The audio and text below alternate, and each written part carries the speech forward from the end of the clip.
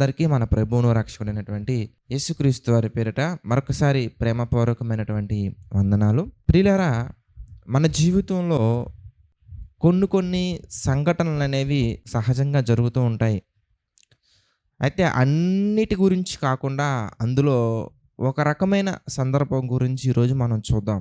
అదేంటంటే, మనం ఉన్నటువంటి పరిస్థితి ఏదైనా, మనం ఉన్నటువంటి స్థాయి లేదా మనం ఉన్నటువంటి స్టేజ్ ఏదైనా, అది యవ్వనం అవ్వచ్చు, కౌమారం అవ్వచ్చు, లేదంటే కనుక వృద్ధాప్యం అవ్వచ్చు, లేదంటే ఇంకా మరేదైనా కానీ నడి వయసు అవ్వచ్చు, ఏదైనా కానీ ఆ పర్టిక్యులర్ వయసులో ఆ పర్టిక్యులర్ స్థితులలో పరిస్థితులలో మన జీవితంలో కొన్ని సంఘటనలు అనేవి జరుగుతూ ఉంటాయి. కొన్ని సిచ్యువేషన్స్ని మనం చూడవలసిన అవసరం వస్తూ ఉంటుంది. అది మనం ఎక్స్పెక్ట్ చేసైనా రావచ్చు, ఎక్స్పెక్ట్ చేయకుండానైనా రావచ్చు. మనం అది ఊహించవచ్చు, ఊహించలేకపోవచ్చు. కానీ కొన్ని మన జీవితాల్లో జరిగినప్పుడు మన యొక్క హృదయంలో లేదంటే మన యొక్క ఆలోచనలు ఎలా మారిపోతాయి అనగానే ఒక సంఘటనను మనం బైబిల్లో నుంచి చూద్దాం. అదేంటంటే సమూయేలు మొదటి గ్రంథము. జాగ్రత్తగా ఆలోచించాలి. సమూయేలు మొదటి గ్రంథము మనం చూస్తే 17th చాప్టర్, సమూయేలు మొదటి గ్రంథము 17th చాప్టర్ 4వ వచనం నుంచి మనం చూద్దాం. 17th చాప్టర్లోని 4వ వచనం మనం చూస్తే, గాతువాడైన గొల్యాతు అను శూరుడొకడు ఫిలిష్తీయుల దండులో నుండి బయలుదేరుచుండెను. ఎవరంటే ఇంతకు అతను? గొల్యాతు. అతను ఎలా ఉన్నాడు ఇంతకీ? అతడు 6 మూల జానుడు ఎత్తు మనిషి. అతని తల మీద రాగి శిరస్త్రాణం ఉండెను. అతని యుద్ధ కవచము ధరించి ఉండెను. ఆ కవచము 5,000 తులముల రాగి ఎత్తుగలది. మరియు అతని కాళ్ళకు రాగి కవచమును, అతని భుజముల మధ్యలో రాగి బల్లెం ఒకటి ఉండెను. అతని ఈటె కర్ర నేతగాని దోణి అంత పెద్దది. మరియు అతని ఈటె కొన 600 తులముల ఇనుము ఎత్తుగలది. ఒకడు డాలును మోయుచు అతని ముందర పోవుచుండెను. అతడు నిలిచి ఇశ్రాయేలీయుల దండువారిని పిలిచి, యుద్ధ పంక్తులు తీర్చుటకై మీ యొద్దకు మీరెందుకు బయలుదేరి వచ్చితిరి? నేను ఫిలిష్తీయుని కానా? మీరు సౌలు దాసులు కారా? మీ పక్షమున ఒకరిని ఏర్పరచుకొని అతను నా యొద్దకు పంపుడి. అతడు నాతో పోట్లాడి నన్ను ఇలా మాట్లాడుతూ ఉంటే 11వ వచనం మనం చూస్తానండి. 11th verse, 17th chapter 11th verse మనం చూస్తే, సౌలును ఇశ్రాయేలీలందరూ ఆ ఫిలిష్తీయుని మాటలు విని ఏమైపోయారంటే బహుభీతులైరి. భయం కూడా కాదండి, భయానికి మించినటువంటిది. ప్రియులారా, మీ జీవితాలలో, నా జీవితాలలో కూడా ఇలాంటి గొల్యాతు వంటి ఒక సమస్య వచ్చుండొచ్చు. అది ఎగ్జామ్ పేపర్ టఫ్గా రావటమైనా కావచ్చు. చాలామంది ఎగ్జామ్స్ రిజల్ట్స్ చూసిన వెంటనే చాలా భయపడకపోతూ ఉంటారు, చాలా భయభీతులైపోతూ ఉంటారు. దేనికంటే ఆ రిజల్ట్స్లో వాళ్ళు ఆశించిన ఫలితాలు రాకపోవటం. వాళ్ళు ఎక్సలెంట్ వస్తుంది అనుకుంటే బీనో ఏనో వచ్చి ఆగిపోవటం. అన్ని సబ్జెక్ట్స్ సక్సెస్ఫుల్గా పాస్ అవుతారు అనుకుంటే అన్ని సబ్జెక్ట్స్ ఫెయిల్ అయిపోవటం, రెండోసారి ఫెయిల్ అవ్వటం, మూడవసారి ఫెయిల్ అవ్వటం. ఇవన్నీ చూసినప్పుడు ఏమైపోతుందంటే నా భవిష్యత్తు ఏమైపోతుంది, నా ఫ్యూచర్ ఏమైపోతుంది, నా పరిస్థితి ఏంటి, నా జీవితం ఏమైపోతుంది, ఎటు వెళ్ళిపోతుంది? అందరూ వెళ్ళిపోతున్నారు కదా. అమ్మో, 6 మూల జానుడు ఎత్తా బాబోయ్, అంత గొప్పవాడా? అతను డాలు కూడా వేరే ఎవడో మోస్తున్నాడు. అతని ఈట కూడా అంత గొప్పగా ఉంది, అతని నీటిని ఎంత గొప్పగా ఉంది, అబ్బా అతని స్థిరాస్త్రానం ఎలా ఉంది, అలా ఉంది అని ఒక సమస్య మనల్ని భయపెట్టచ్చు. ఎలా భయపెట్టొచ్చాయా అంటే, గొల్యాతు అనే సమస్య ఆనాడు ఒక దేశాన్ని భయపెట్టినట్టుగా నీ జీవితంలో, నా జీవితంలో వచ్చిన సమస్య దేశాన్ని భయపెట్టేంత గొప్పది అవ్వకపోవచ్చేమో, కానీ మనల్ని భయపెట్టేంత గొప్పగా అయి ఉండొచ్చు. మన హృదయాన్ని భయభీతులకు గురి చేయొచ్చు, బహుభీతులుగా మనం మారిపోవచ్చు. అది ఏదైనా కానివ్వచ్చండి, అది ఏదైనా కావనివ్వచ్చు. మన ఆత్మీయ జీవితాన్ని దెబ్బతీసే విధంగా ఎన్నో సమస్యలు మన జీవితంలో వస్తూ ఉంటాయండి. అది ఉద్యోగ సమస్య కావచ్చు, లేదంటే ఫైనాన్షియల్ ప్రాబ్లం అవ్వచ్చు, లేదంటే కుటుంబపరమైన సమస్యలు అవ్వచ్చు. ఏదో ఒకటి మనల్ని ఏదో ఒక రూపంగా మనల్ని భయపెట్టే అవకాశాలు చాలా ఎక్కువగా ఉంటాయి ప్రియులారా. అయితే అవి చూసినప్పుడు, ఆ సమస్యలు మనం చూసినప్పుడు ఏమైపోవాలి అనగానే దేవుని మీద ఆధారపడగలగాలి. సందర్భం మనందరికీ తెలిసిందే.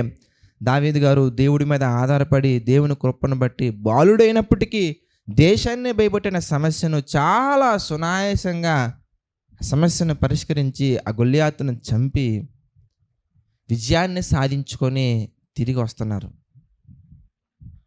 మన జీవితంలో కూడా మనం ఎంతో టెన్షన్ ఫీల్ అయినటువంటి సమస్యలన్నీ కూడా దేవుడు అలా టక్ టక్ టక్ క్లియర్ చేసేసిన తర్వాత మన ఆలోచన విధానం ఎలా ఉంటుందో ఒకసారి చూద్దామండి.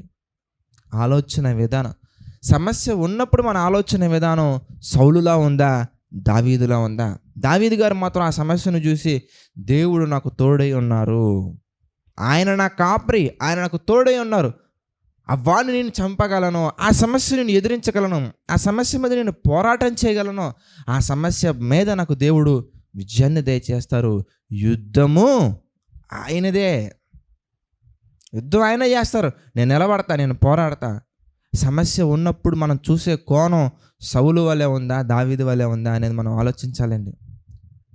సమస్య తీరిపోయిన తర్వాత కూడా, సమస్య తీరినప్పటికీ అప్పుడు కూడా మన ఆలోచన విధానం ఎలా ఉందో ఒకసారి మనం చూస్తే ప్రియులారా, ఆ యుద్ధాన్ని జయించి, ఆ సమస్యను జయించి చక్కగా మంచి ఆనందకరమైన వాతావరణంలో ఉన్నప్పుడు ప్రియులారా, దెయ్యం పట్టిన వాళ్ళ వల్ల కొంతమంది మనస్తత్వం ఎలా ఉంటుందయ్యా అంటే, మనం చూద్దాం. 1 సమూయేలు గ్రంథము 18వ అధ్యాయం మనం చూస్తే 6వ వచనం మనం చూద్దాం. 1 సమూయేలు గ్రంథము 18వ అధ్యాయము 6వ వచనం మనం చూస్తే, దావీదు ఫిలిష్తీని హతము చేసి తిరిగి వచ్చినప్పుడు స్త్రీలు, 1 సమూయేలు గ్రంథము 18వ అధ్యాయం 6వ వచనం నుండి, స్త్రీలు ఇశ్రాయేలీల ఓళ్ళన్నిటిలో నుండి తంబుర్లతోనూ సితార సంభ్రమతోనూ వాద్యముతోనూ పాడుచు నాట్యం ఆడుచు రాజైన సౌలును ఎదుర్కొనుటకే వచ్చిరి.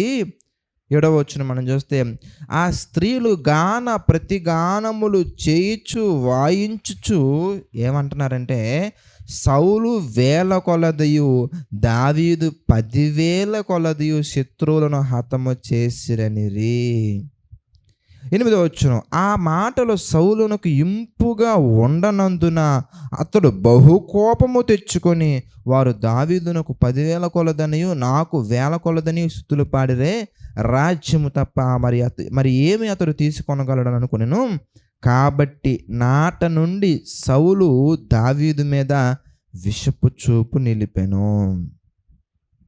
ఇక్కడ మనకు 3 రకాల కేటగిరీస్ కనబడుతున్నారండి. 1 స్త్రీలు, 2 సౌలు, 3 దావీదు. ఏమండి మీరు ఆలోచిస్తే ఆ స్త్రీలు వాళ్ళు ఏం చేశారో, ఇంతకుముందు ఏం చేశారో మనకు రాయలేదండి. అంత పెద్ద సమస్య ఇశ్రాయేలీయుల మీదకి వచ్చినప్పుడు వాళ్ళు ప్రార్థన చేశారా, లేదంటే వాళ్ళు ఏం చేశారు స్పష్టంగా మనం డిక్లేర్ చేయలేం. సౌలు గారిది, దావీదు గారిది మనం డిక్లేర్ చేయొచ్చు, ఎందుకంటే మనకి అక్కడ 17th చాప్టర్లో మనకు కనబడుతుంది కాబట్టి. యుద్ధాన్ని చేయించిన తర్వాత తిరిగి వచ్చేటప్పుడు వాళ్ళు అనవలసిన మాటలేనవి మనం ఆలోచిద్దాం. సౌలు 1000 కొలదియు దావీదు 10,000 కొలదియు శత్రువులను జయించిరా. మన జీవితంలో కూడా ఉంటారండి ఇలాంటి వాళ్ళు. అది భార్య అవ్వచ్చు, పిల్లలు అవ్వచ్చు, తల్లిదండ్రులు అవ్వచ్చు, స్నేహితులు అవ్వచ్చు. అబ్బా నువ్వు కాబట్టి చేయగలిగేవరా ఇది, నువ్వు కాబట్టి చేసేవరా, ఇంకెవడన్నా చేస్తాడు ఇది, great, good boy, good girl, very good, very good, very good, super, marvellous, extraordinary, excellent అంటారండి చాలామంది మనల్ని. మనం గుర్తించాల్సింది అది మనకు మనముగా చేయలేదు. దేవుడు జయాన్ని అందించారు మనకి, దేవుడు గెలుపుని అందించారు మనకి. దేవుడి యొక్క గొప్పతనం అది, మన గొప్పతనం కాదండి. మన జీవితంలో కూడా ఏదైనా ఒక విజయం మనం సాధించిన వెంటనే మీరు దీన్ని ఎలా సాధించారు అని చాలామంది న్యూస్ మీడియాతో సహా చాలామంది వస్తారండి మన దగ్గరికి.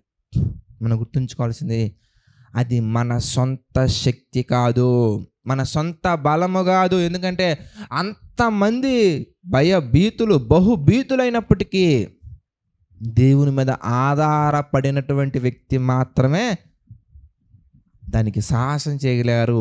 ఆ సాహసంలో విజయాన్ని అందించింది దేవాది దేవుడు. మన జీవితంలో కూడా కష్టమైనటువంటి పని ఏదైనా వచ్చినప్పుడు, అది సులువైనదైనా కష్టమైనదైనా కానీ గెలుపు సాధించామంటే, అందులో మనం గెలుపొందామంటే, అందులో మనకి విజయం వచ్చిందంటే అది మన గొప్పతనం కాదు ప్రియులారా, అది దేవుని గొప్పతనం. కానీ వీళ్ళేమంటారు తెలుసా? సౌలు 1000 కొలది, దావీదు 10,000 కొలది, అబ్బా ఎంత గొప్పగా చేశారో తెలుసా అని తంబురతోనూ నాట్యముతోనూ సంభ్రమంతో వచ్చేసారంట. వాళ్ళు రావటం మంచిదే. ఎలా రావాలో తెలుసా? ఏ విధంగా రావాలో తెలుసా? దేవునిని ఆరాధిస్తూ, దేవునిని కీర్తిస్తూ, దేవుని మహిమపరుస్తూ రావాలి.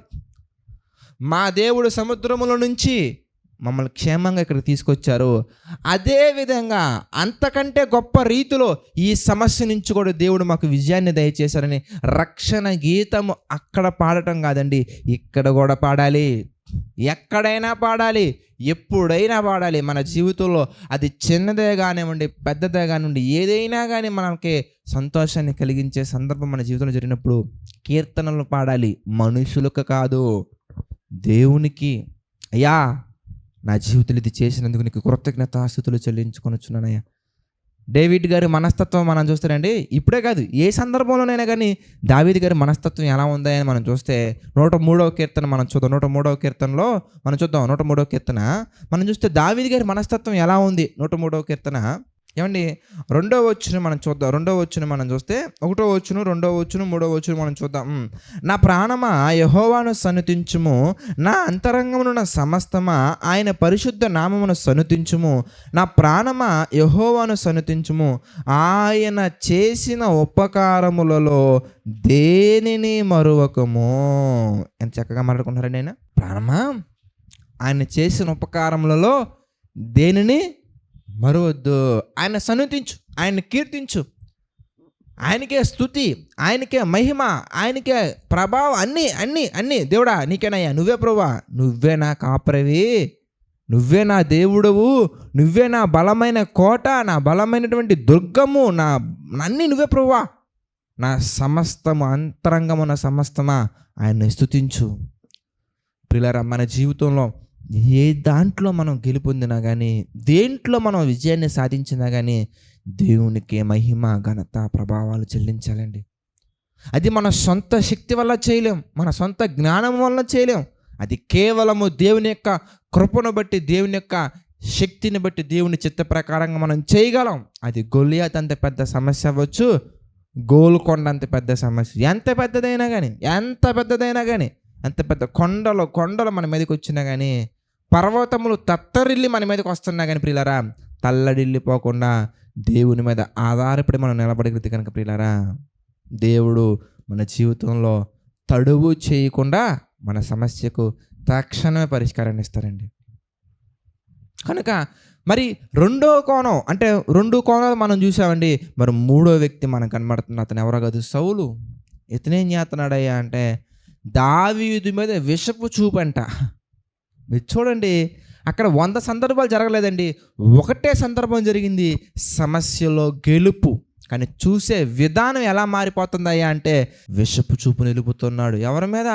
దేవుని ఎడల భయభక్తులు కలిగి, దేవుని ఎడల విశ్వాసం కలిగి, దేవుని కృపలో విజయాన్ని సాధించినటువంటి ఒక వీరుడి మీద సౌలు ఏం చేస్తున్నాడయ్యా అంటే విషపు చూపు నిలుపుతున్నాడు. మనలో కూడా చాలామంది ఉంటారండి, సంఘంలో కూడా మనం కొంతమందిని చూడొచ్చండి.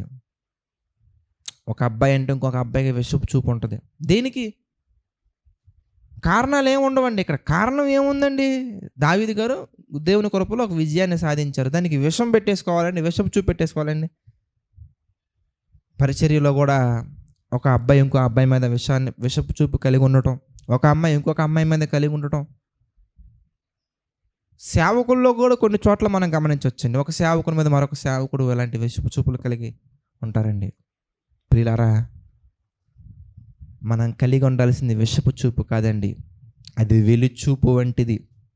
విశ్వాసముతో కూడినటువంటి నిరీక్షణ మనం కలిగి ఉండాలి. కానీ ఈ వెలుచూపుతో కూడినటువంటి విషపు చూపులు కాదు.